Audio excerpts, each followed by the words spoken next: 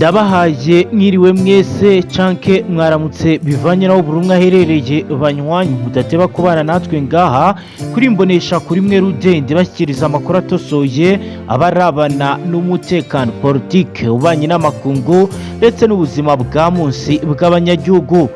Turi ku muyingamo wo kuri uyu munsi wa kane w'indwi kw'igenekerezo rya 21 mu myandagaro 2025 tugiye kurabira hamwe ibiriko biribonekeza mu mirwano ikomeje kubera muri Mwenga muri Sud Kivu, aho urugamba rukomeye kuva mu gitondo cya kare ibintu bitari byoroshye.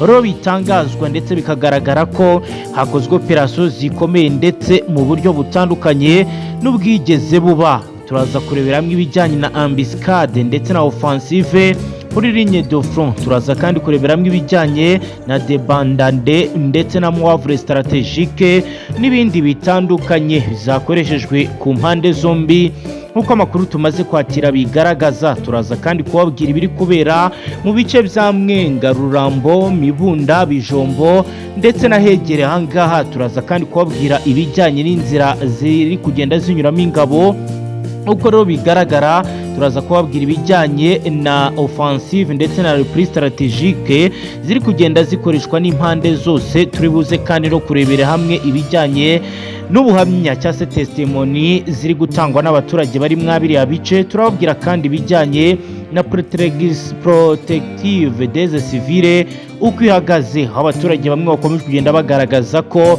hari ibyago bari kugira bitewe n'iyi mirwano. Turaza kandi kubabwira ibijyanye n'uko urugamba ruhagaze, aho bikomeje kugenda bigaragara ko hari gukorwa umuvuduko udasanzwe muri iyi mirwano. Ibiro bikaba biri kwa mu gihe hari amakuru akomeye agaragaza ko mu bice bya Uvira hasubijwe inyuma igitero gikomeye zasarambwe zari zateguye cyari kigamije guhungabanya bikomeye ibirindiro biri muri uyu mujyi. Ni mu gihe kandi Fardc nayo yamaze kongera abandi basirikare mu bice bitandukanye. Nk'uko bigaragara muri Rurambo urugamba rwongeye kuba rwakitegurwa bundi bushya. Biro bikaba bibaye nyuma y'uko Minembwe yamaze kugirwa teritwari, bikaba byafashwe nk'agasuzuguro gakomeye kuri Fardc. Ibi byatumye bahita bategura ibidasanzwe. Muri ibi bice hari panique totali, ubwoba bukabije ndetse bikaba biri guteza ikibazo gikomeye. Turibuze kandi kubabwira ibyatangajwe n'abaturage aho bagaragaza uko ibintu bikomeje kugenda bigenda. Turaza kandi kubabwira uko izasarambwe zikomeje kugenda zitegura reprise stratégique ndetse nuko mouvre stratégique ziri kugenda zikorwa ku ruhande rwa Fardc. Kugeza ubu rero ibintu ntabwo byoroshye, urugamba rwakomeye banywanyi ni muze tubane. Kandi turaza kubabwira ko Ububirigi bwemeje kuguma hafi ya Repubulika Iharanira Demokarasi ya Kongo ndetse no kuba bari bukora ibishoboka byose kugira ngo babashe gufasha ndetse no kuba bafasha Repubulika Iharanira Demokarasi ya Kongo kwikura mu bibazo. Ukaba rero ari amakuru agaragaza uko urugamba ruhagaze. Bikaba rero bivugwa ko uru rugamba rw'uyu munsi Fardc yagerageje kwitwara uko ishoboye, nubwo bigaragara ko bikomeje kugenda biyigora muri bimwe mu bice bitandukanye. Amakuru dufite aravuga ko mu gitondo cya kare kuri wa kane kw'igenekerezo rya 21 myandagaro 2025 urusaku rw'imbunda ruremereye rwongeye kumvikana mu mashyamba ya Mwenga mu burengerazuba bwa Kivu y'Amajyepfo. Aho niho mu gihe rero hari kuba imirwano ikomeye amaze amasaha menshi. Bikaba rero ari imirwano yakuri ikindi yabaye ku munsi w'ejo ku wa gatatu, aho ingabo za Repubulika Iharanira Demokarasi ya Kongo zifatanyije n'abambari bazo bakomye kugaba ibitero mu bice itandukanye igize izi zone. Ubutumwa bwaturutse ku bari mwabiriya bice bya Rurambo na Mibunda bwemeza ko iyi mirwano uruhande rwa Fardc rutigeze rwitwaramo neza, kuko kuri ubu ngubu bagerageje kuba bakora ibidasanzwe kugira ngo bakore reprise stratégique force. Bikaba rero ari ibiri kugenda bigaragara mu mashusho y'ubutumwa yakwirakwijwe ku mbuga nkoranyambaga rerekana abasirikare ba Fardc n'abambari babo bari guhunga mu kavuyo mu gihe izasarambwe zikomeje kuba zakigira imbere mu bice bigana Fizi na Bijombo nk'uko biriko biratangazwa. Mwenga ni agace gaherereye mu ntara ya Kivu y'Amajyepfo ariko gafite agaciro gakomeye ku rwego rwa gisirikare. Ni agace gafatanye n'uturere turimo Uvira ndetse na Fizi gakungahaye gafungura inzira zigera mu burasirazuba bwa Kongo ndetse no ku mupaka w'u Burundi.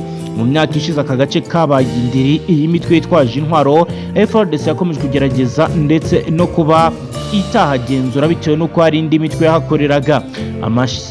Nk'uko rero bigaragara imirwano ikaba rero yamaze amasaha agera kuri 4 mu rurambo AFC yinjiye ikoresheje move strategique amayeri ya gisirikare yo gutungura umwanzi. Bikaba rero biri muri gahunda yo guhindura uburyo bwo kurwana kugira ngo batsinde mu buryo busanzwe. Uko bizagenda kose ibi byatumye bafata inzira ikomeye ishya hitwa muri Mibunda, gace gafatwa nk'ikiraro cyinjira muri teritwari ya Fizi. Biremezwa kandi biratangazwa ko mu gitondo cya kare ku munsi wa gatatu amasasu menshi nabwo yumvikanye mu ishyamba rya Rurambo nk'uko abatangabuhamya babibwiye itangazamakuru. Aho rero bavuga ko babonye ibintu bitameze neza nk'uko rero bivugwa. Iyo ambiscade ikaba yarateje panike totali mu ngabo za Fardc. Mu masaha make izo ngabo zari zitakaje ligne de front. Umuturage wo muri aka gace watanze amakuru yagize ati twabonye Fardc ihunga mu kavuyo, bamwe basiga intwaro zabo abandi batangira kwihisha mu baturage, ariko AFC yarabakurikiye irabatsinda ibigiza kure. Uyu munsi wo kuwa kane rero urugamba rwakomeje. Imirwano ikaba yatangiye mu rukerera rwa Karamasasu amwe namwe yumvikanaga mu nkengero za Mibunda. Raporo ziri guturuka mu barwanyi batwirwaneho ziravuga ko Fardc yari imaze kwerekeza mu kizwi nka de bandande, guhunga mu kavuyo nta murongo ugihari ndetse buri umwe akiza amagara ye nk'uko bitangazwa. Nk'uko AFC bigaragaza Fardc n'abambari bayo bari bashyize imbere ibitero mu duce dutuwe cyane, ariko aho kurinda abaturage bikaba byahindutse ibitero bigambiriye kubirukana. Nk'uko rero bigaragara izasarambwe zahise zikora contre offensive nk'uko bivugwa. Kira akaba ari igitero cyo kwimura, bikaba rero byahise bituma ni Fardc nayo itangira kwinjira mu rugamba mu buryo budasanzwe. Nk'uko rero bitangazwa mu baturage batanze amakuru yagize ati Fardc yazanye intambara mu baturage, birashinja abaturage ko bakorana mu 23 bakabafata bugwate, ariko AFC igeze ubu abaturage barisanzuye kuko bari kubona umutekano.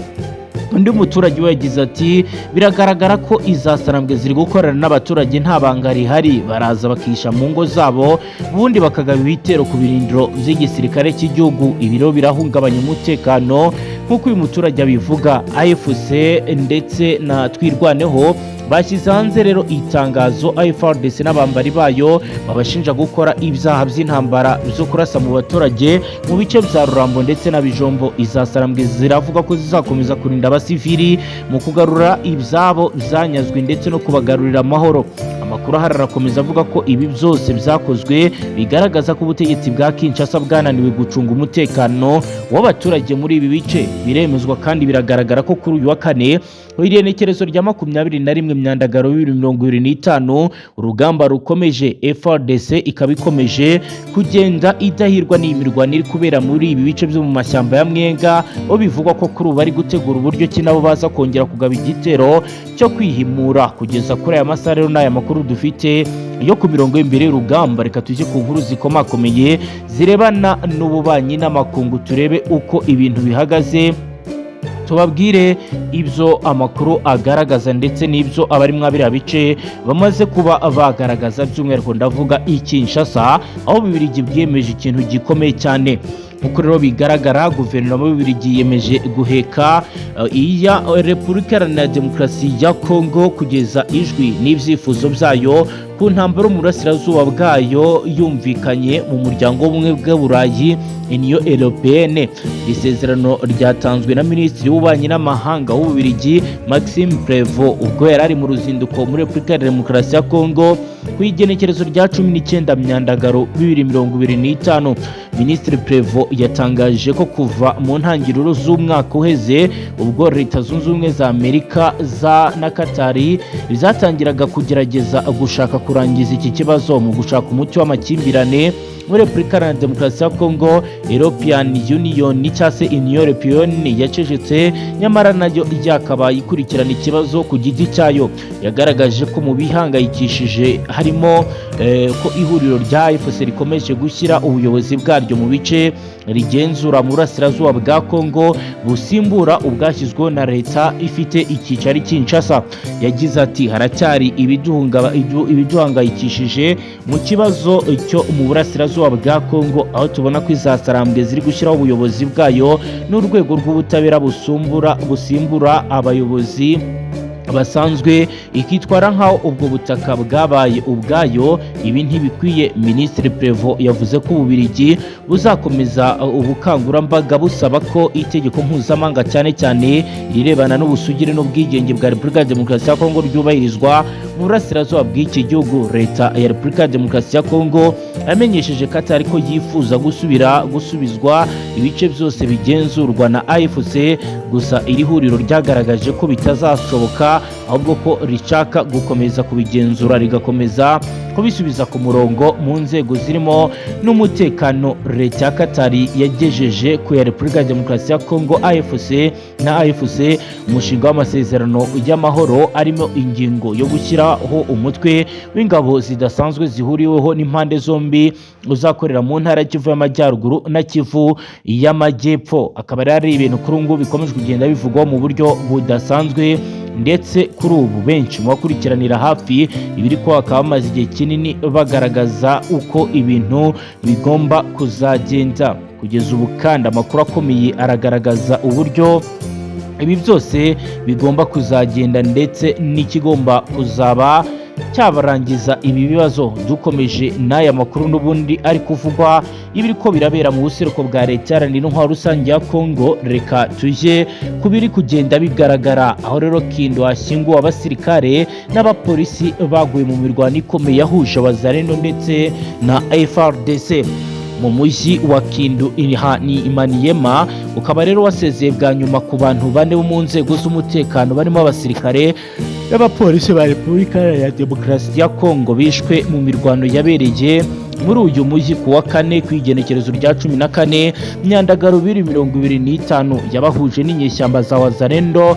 Kaba rero yarasize ibintu bitameze neza, aho rero bashyinguwe ku wa gatatu ku itariki ya 20 Myandagaro 2025. Guverineri w'intara ya Musa Kambakumbi Moyize niwe wayoboye umuhango wo kubashyingura. Guverineri Musa Kambakumbi yagize ati aba bahungu b'intwari ba Repubulika batanze ubuzima bwabo kugira ngo Kindu itagwa mu kajagari, igitambo cyabo ntikizaba imfabusa. Guverineri kandi yaboneyeho umwanya wo kwiyambaza byihutirwa abaturage. Yasabye abaturage gukorana byafi n'inzego z'umutekano kugira ngo bagarure amahoro muri iyo ntara. Yagaragaje ko isaha yo gutahiraho guhera saa 2:30 kugeza saa 11 za mu gitondo yakomeza gukurikizwa. Umubare w'abantu bapfuye muri iyo mirwano wagaragajwe na guverineri ni abantu 9, 10 barakomeretse naho 12 batawe muri yombi. Ku igenekerezo rya 14 Myandagaro 2025 ingabo za leta ya Kongo n'itsinda ry'inyeshyamba za Wazalendo barwaniye mu mujyi wa Kindu rwagati. Biba ngombwa ko abayobozi bafata ingamba nyinshi nyuma y'iki kibazo. Muri izo ngamba harimo isaha yo gutahiraho yatangiye gushyirwa mu bikorwa guhera ku itariki ya 14 Myandagaro 2025 hamwe no gukorana byafi na nyumba kumi kugira ngo hamenyekane ibikorwa byose bishobora kuba byatera ibibazo bihungabanya umutekano nk'uko rero byagiye bigaragazwa ndetse bikagenda bivugwa. Kugeza ubu rero ibintu bikomeje kugenda biteza ikibazo gikomeye kuri ubu, bikaba rero biri kugenda bimera nabi ndetse bikaba byakurura imvururu zikomeye. Izasarambwe ziravugwa ko zamaze gushinga teritwari nshya mu ntara ya Kivu y'Amajyepfo. Ibi rero bikaba biri gukurura ikibazo gikomeye. Bamwe mu bakurikiranira hafi biri kuba bakaba bari gutangaza amakuru adasanzwe avuga ko izasarambwe zishobora kuza kugabwaho ibitero mu bice byose kuko zikomeje ibikorwa benshi bafata nko gukora mu bwonko cyangwa se gusuzugura bikomeye leta ya Kongo. Gukora amakuru akomeye akomeza kugenda bigaragaza, benshi mu bakurikiranira hafi biri kuba baranenga bikomeye ubutegetsi bw'izasarambwe, bavuga ko ibyo bakora ari ibintu bihabanye bikomeye n'amasezerano yari yitezwe, kuko kugeza ubu ngubu mu gihe buri ruhande rwagiye rusabwa guhagarika ibikorwa by'imirwano, AFC ikomeje kugenda irwana ndetse igashyiraho n'abayobozi mu bice bitandukanye. Ibyo benshi bakomeje kugenda bagaragaza ko ari ikibazo gikomeye kandi ari byo biri guhungabanya ndetse no kwica ituze rya rubanda. Reka turebe iby'inkuru nayo tuyibabwire mu buryo burambuye, turebe uko bimeze. Aho rero benshi mu bakurikiranira hafi biri kuba batangaza ndetse bakavuga ko ibi byose ari ibintu biri gukurura umwiryane mu bice bitandukanye bya Repubulika Iharanira Demokarasi ya Kongo. Reka rero tubabwire ko ibi mu gihe biri kuba, benshi mu bakurikiranira hafi bigenda biba bari gutangaza ko hakomeje no kugenda hategurwa ku ruhande rwa Fardc uburyo nabwo bwo kugaba ibitero. Uko rero bigaragara, ihuriro Alliance Fleuve Congo ribarizwamo M23 na MRDP twirwaneho ryamaze kugena ko igice cyahazwi nko mu Minembwe mu ntara ya Kivu y'Amajyepfo kigomba guhinduka teritwari. Minembwe ubusanzwe yabarizwaga muri segiteri ya Rurenge muri teritwari ya Fizi, iri mu zigize Kivu y'Amajyepfo. Icyemezo cyo kwigira teritwari cyafashwe mu rwego rwo kwegera abanyekongo bo mu bwoko bw'abanyamurenge no gushyiraho iherezo ku bwicanyi n'ihezwa bamaze imyaka myinshi bakorerwa n'ubutegetsi bwa Repubulika Iharanira Demokarasi ya Kongo. Amakuru aravuga ko Lieutenant Colonel Charles Gakwerere ari wamaze kugirwa umuyobozi w'iriya teritwari nshya, aho rero bivugwa ko agiye kuba yagaragaza ibigomba gukorwa ndetse n'uko gahunda y'imiyoborere igomba kugenda. Ibi byose rero nibikomeje kugenda bibabaza bikomeye ubutegetsi bw'Kinshasa, buvuga ko ibi biri gukorwa ari ibintu bidakwiye. Dukomeje n'amakuru akomeye arebana n'ubuzima bwa munsi bw'abanyagihugu ndetse n'ubutabera, turabwira ko urubanza rwa Joseph Kabila wahoze ari perezida wa Repubulika Iharanira Demokarasi ya Kongo rwakomeje kuri uyu wa kane ku igenekerezo rya 21 Myandagaro 2025 imbere y'urukiko rukuru rwa gisirikare rwa Repubulika Iharanira Demokarasi ya Kongo. Uyu munsi iburanisha rikaba ryatangiye mu cyiciro cyo kuburana nk'uko byatangajwe na perezida wa mbere w'urukiko rukuru rwa gisirikare Lieutenant General Mutombo Katalayi Trende Joseph, ngo bahawe umucyo bihagije ku bijyanye n'uru rubanza. Mu iburanisha riheruka hakomeje gusuzumwa ibimenyetso byinshi, harimo n'ikiganiro bivugwa ko cyatanzwe n'uwahoze ari umukuru w'igihugu Joseph Kabila kuri RFI. Iki kiganiro kirimo gukoreshwa n'urukiko nk'ikimenyetso kigaragaza ubufatanye bwa Joseph Kabila n'umutwe w'inyeshyamba wa AFC nk'uko bigaragara muri urwo rubanza. Kandi Repubulika Iharanira Demokarasi ya Kongo yatanze ibindi bimenyetso byinshi kugira ngo urukiko rukuru rubisuzume. Ibi bizayemerera gushyigikira neza ingingo zayo mu rwego rwo kugaragaza uruhare rw'uwahoze ari perezida w'iki gihugu ku byo aryozwa ndetse n'imbonezamubano no kubona indishyi. Ibi bimenyetso bishya biragaruka ku mwirondoro w'uwahoze ari perezida n'ubwenegihugu nk'uko Metero Richard Bando abitangaza. Wahoze ari umukuru w'igihugu yashyize ku masezerano abiri umukono we urimo inyuguti zibanza z'amazina ye bwite Hippolyte Kanambe nk'uko rero babitangaza.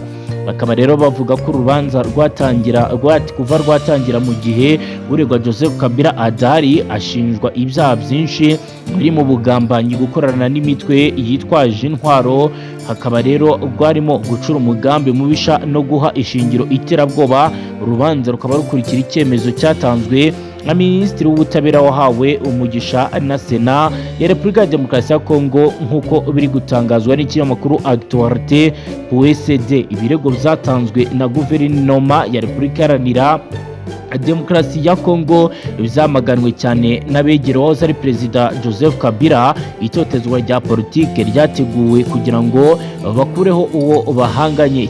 Inteko rusange yabereye muri Palais de la Nation Kinshasa yabaye nta Kabila ubwe uhari. Ishyaka rye rya politike Parti du Peuple pour Reconstruction et Démocratie PPRD ifatura urubanza nk'ikinamico nk'uko Ramazani Sandrai umunyamabanga w'iri shyaka rya Kabila bitangaza. Ikigamijwe no kwegezayo umunyapolitiki ukomeye mu batavuga rumwe n'ubutegetsi bwa Kongo, aho kugira ngo hashyirweho inzira ikwiye yo gushyira imbere amahoro n'ubufatanye bw'igihugu nk'uko rero bitangaza. Ni no kudusoje banywanyi page y'amakuru yacu yaragezweho. Niba ari ubwa mbere dukurikiye tufyonda sabone ntuzongere gucikwa n'amakuru akomeye abarebana n'umutekano, politike, ububanyi n'amakungu ndetse n'ubuzima bwa munsi bw'abanyagihugu. Hasta la vista.